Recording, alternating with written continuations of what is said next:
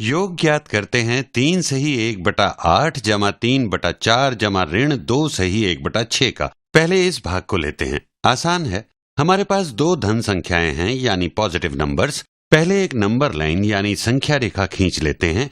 यहाँ पर हम शुरू करेंगे 3 सही 1/8 से। ये हो गया 0, फिर यहाँ 1, 2, 3 और यहाँ 4। 3 सही 1/8 तकरीबन यहाँ होना चाहिए, तो यहाँ पर हम इसकी एब्सोल्यूट वैल्यू ले लेते हैं 3 1/8। 3 1/8 तो ये होगा 3 1/8 दाईं दिशा में 0 के। तो ये ठीक इतनी दूरी पर होगा 0 की दाईं दिशा में। इस एरो की लंबाई को हमने 3 सही 1/8 लिया है। असमान हर वाले भिन्नों को विषम भिन्नों की तरह ही हल किया जाता है। इससे इन्हें जमा घटा करना और इनकी गुणा भाग करना सरल हो जाता है। तो 3 सही 1/8 समान होता है 8 गुणा 3 हुआ 24 जमा 1 25/8 25/8 जो समान है 3 1/8 के। इसको ऐसे समझे 3 होता है 24/8, इसमें 1/8 जमा करेंगे तो मिलेगा 25/8। तो ये है हमारा शुरुआती बिंदु और इसमें हमें ऐड करना है 3/4। जमा करते हैं 3/4 यानी हमें और आगे बढ़ना है 3/4। 3/4 आगे बढ़ना है। तो यहां मैं एक एरो बनाता हूं 3/4 आगे बढ़ना है दाईं तरफ। ये लंबाई है 3/4 यानी 3/4। हमने देखा कि ये दोनों पॉजिटिव इंटीजर्स हैं यानी पूर्णांक, तो इनका योग करते हैं। इसके लिए हमें समान हर चाहिए यानी डिनोमिनेटर्स। यहां है 25/8 जमा 3/4। तो हमें यहाँ समान डिनोमिनेटर ज्ञात करना है जो होगा लघुत्तम समापवर्तक 4 और 8 का जो है 8। तो यहाँ होगा हर में 8। 4 को 8 बनाने के लिए गुणा किया 2 से, यहाँ 3 की गुणा 2 से हमें मिला 6।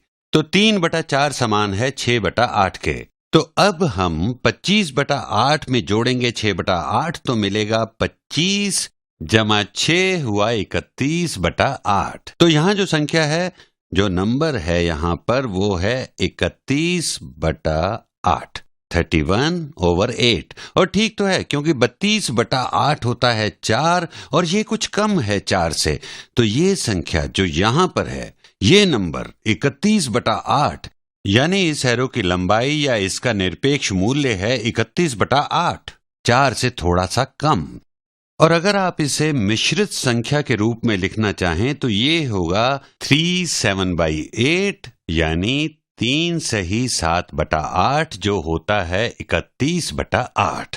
ये भाग यहां दिखाया गया है। और अब इसमें हमें ऐड करना है ऋण 2 सही 1/6। तो हमें नेगेटिव नंबर को ऐड करना है। तो ऋणात्मक 2 1/6 को कैसे दिखाएंगे? -2 and 1/6 यानी हम घटा करेंगे, या हम इसे यूं समझेंगे हम जोड़ेंगे -1 इसमें जोड़ेंगे -2 और फिर -1/6।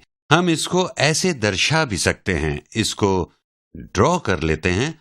ऋण 2 सही 1/6। हम इसे इस तरह एक एरो से भी दिखा सकते हैं। तो यहाँ है ऋण 2 सही 1/6। आप इसको ऐसे समझिए कि जब हम इस एरो को जोड़ते हैं तब हमें बाईं ओर चलना है और ठीक यहाँ पर हम सीधे ऋण 2 सही 1/6 पर पहुंच जाते हैं।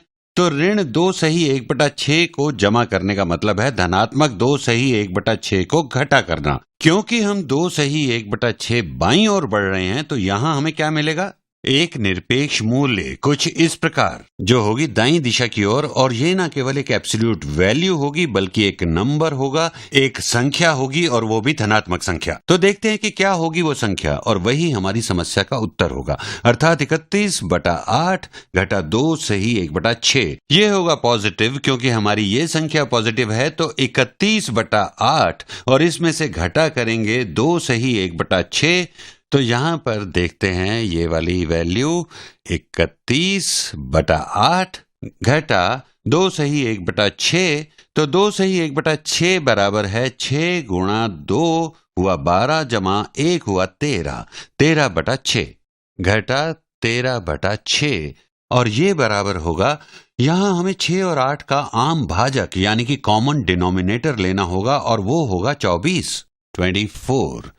यहां मैं स्पष्ट कर दूं कि ये है 31/8 और यहां 2 सही 1/6। ये है 2 सही 1/6। तो ये है 31/8 और यहाँ है 24, तो हमें यहाँ 3 से गुणा करना होगा ताकि यहाँ 24 मिल सके।